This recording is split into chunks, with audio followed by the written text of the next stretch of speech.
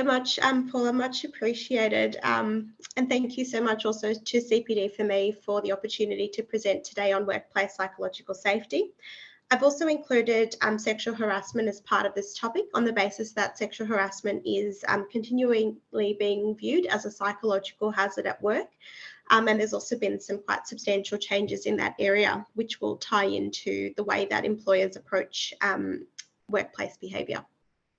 So in terms of what we're going to discuss today, we're going to go through the regulatory landscape regarding psychological safety.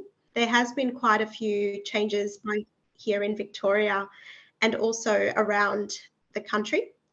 We're also going to dive into what we've seen safety regulators asking for in terms of our workplace experience. We'll then dive into sexual harassment as a key workplace risk, some of the legal landscape regarding sexual harassment, and then also look at some of the civil case studies. And finally, we'll close on what to consider.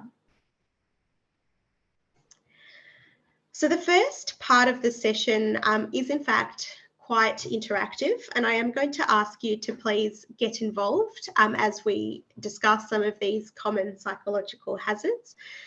So up on the screen, you'll see common psychological hazards that will occur in the workplace, everything from low job control to gendered violence, poor support, organisational justice issues, as well as remote and isolated work, low job demands, high job demands, bullying, and also, of course, violence and aggression in the workplace.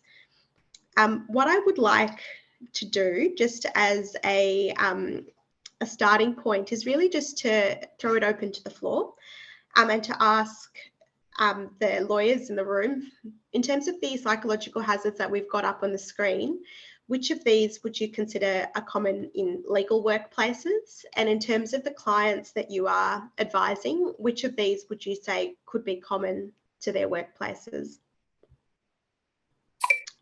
So Paula, if you could, I obviously can't see the chat, so if you could let me know what answers are coming through, that would be great.